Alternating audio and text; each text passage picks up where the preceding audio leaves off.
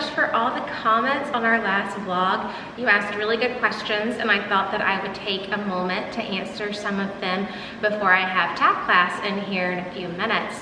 One of the questions that was asked the most frequent had to do with our new home, which makes sense. We moved into our home late October of 2019, right before the snow started falling, which was my prayer request. My prayer request was to please, please, please, please let us be out of this dry cabin and into our home before there was snow on the ground. And we did it. So we moved into our home right before November, and it's been great. I promise we will give you a tour of our new pad very soon. We finally have our feet underneath us, and we can do that for you guys. So just hang tight, and I promise I'll give you some footage of our home. The second question that was asked pretty frequently had to do with our time spent in the dry cabin.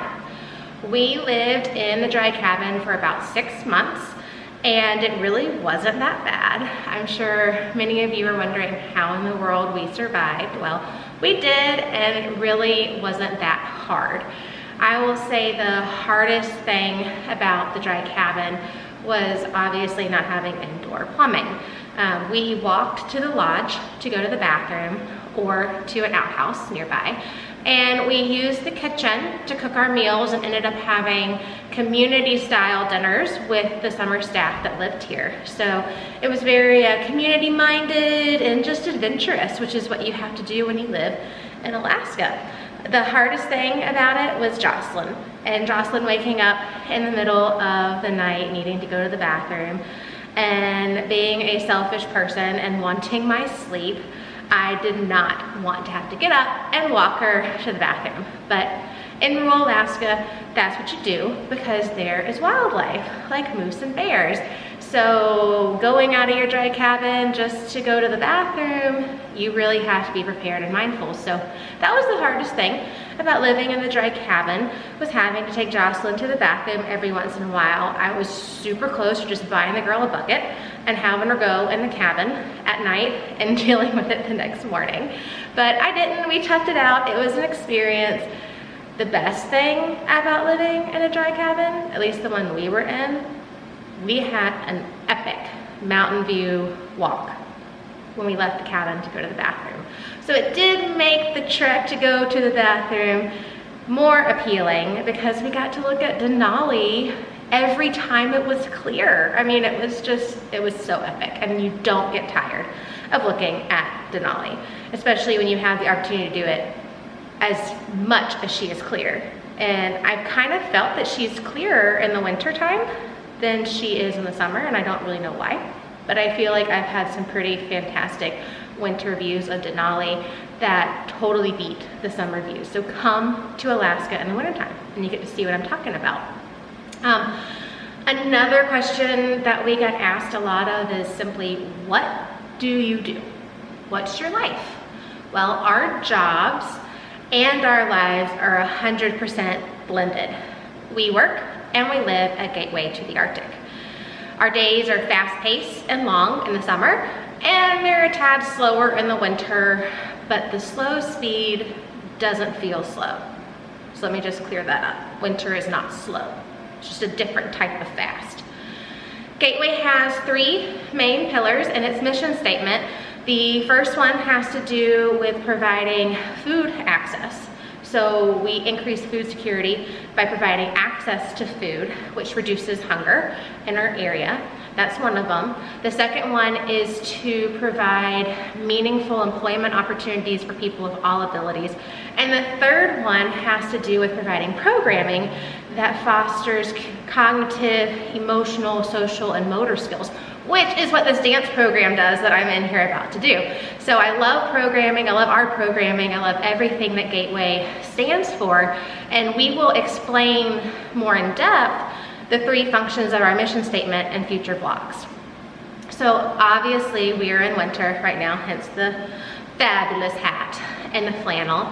Alaska is voted the worst dress state, and I love it. It's totally my fashion.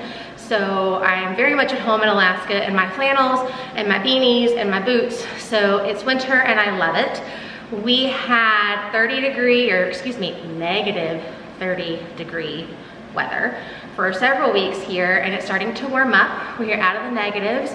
We'll see how long we stay out of the negatives, but it really is something you start to acclimate to. Even temperatures that people down south would totally freak out about are warm to us, where we walk outside and we're like, wow, our face doesn't hurt. This is awesome. So we still have to do our jobs, even in negative 30 degree weather. So what is our job in the winter? Well, we have chickens that we have to keep alive. Very important for us to take care of our livestock. And so we maintain our chickens. We take care of them every day, make sure they have water that's not frozen, there's no moisture in the coop, their feet are looking okay, they're eating. They are cranky, and that's okay. I mean, most of us would be cranky too if we lived outside of negative temps. So we just make sure that they're doing fine and that they're healthy. And we also have a beehive that we have insulated, and we have to make sure our bees are alive. So how do we do that in the wintertime? Well, we just knock. We knock on the hive and we listen and we make sure we hear a bzzz. And as long as we hear them, we know they're doing a-okay inside. So we keep our livestock alive in the wintertime. We also have tons and tons of snow. We have around 5 feet of snow on our property, give or take a few. And most of it came on Thanksgiving. We had an epic snowstorm where we got 3.5 to 4 feet of snow dumped on us the night before Thanksgiving, which was beautiful yet a pain when you have to deal with it. Because what ended up happening with this particular snowstorm is that it got warm the next day, so it turned to ice. Heavy, heavy snow, which makes it very difficult to even move with the plow. We had to have somebody come in with heavy equipment and move the snow because a plow couldn't do it. And we weren't the only ones in Talkeetna that had to do this. So it was pretty crazy. So taking care of the chickens when you get a snowstorm like that, even in snowshoes, it was a chore to get to the chickens. But you gotta take care of the livestock. So we foraged a path in the snow. We made it as fun as we possibly could. Jocelyn was on the sled. You know, you gotta make life in Alaska fun, or it's just a chore.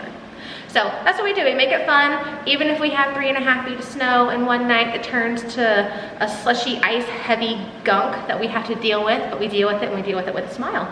And if we don't, then what are we doing, you know? So we do that in the wintertime.